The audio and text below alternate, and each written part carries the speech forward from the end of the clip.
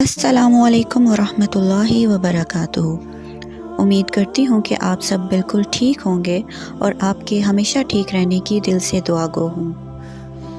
درخت جتنا اونچا ہوگا اس کا سایہ اتنا ہی چھوٹا ہوگا، اس لیے اونچا بننے کی بجائے بڑا بننے کی کوشش کرو۔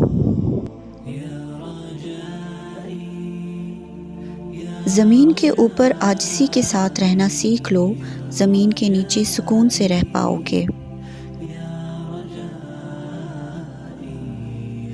گناہ کو پھیلانے کا ذریعہ مت بنو، کیونکہ ہو سکتا ہے آپ تو توبہ کر لو، پر جس کو آپ نے گناہ پر لگایا ہے وہ آپ کی آخرت کی تباہی کا سبب بن جائے۔ اپنی زندگی میں ہر کسی کو اہمیت دو، جو اچھا ہوگا وہ خوشی دے گا اور جو برا ہوگا وہ سبق دے گا۔ اپنی زندگی ایسے جیو کہ اللہ تعالیٰ کو پسند آ جاؤ۔ دنیا والوں کی سوچ تو روز بدلتی رہتی ہے۔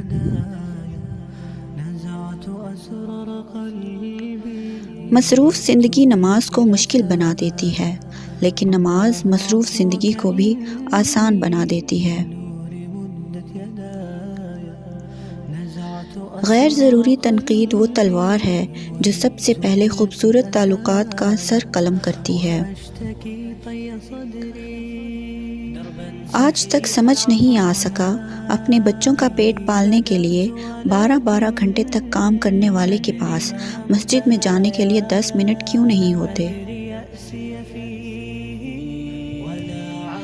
انسان کا دل توڑنے والا شخص اللہ کی تلاش نہیں کر سکتا۔ انسان کی اصل موت تب ہوتی ہے جب وہ کسی کے دل سے نکلتا ہے۔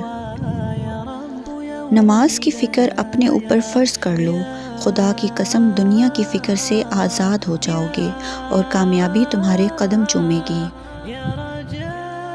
انسانیت بہت بڑا خزانہ ہے، اسے لباس میں نہیں انسان میں تلاش کرو۔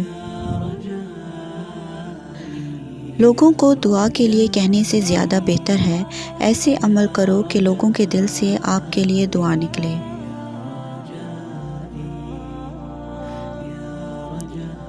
تحمل اختیار کرو، اپنے دشمن پر غلبہ پالو گے۔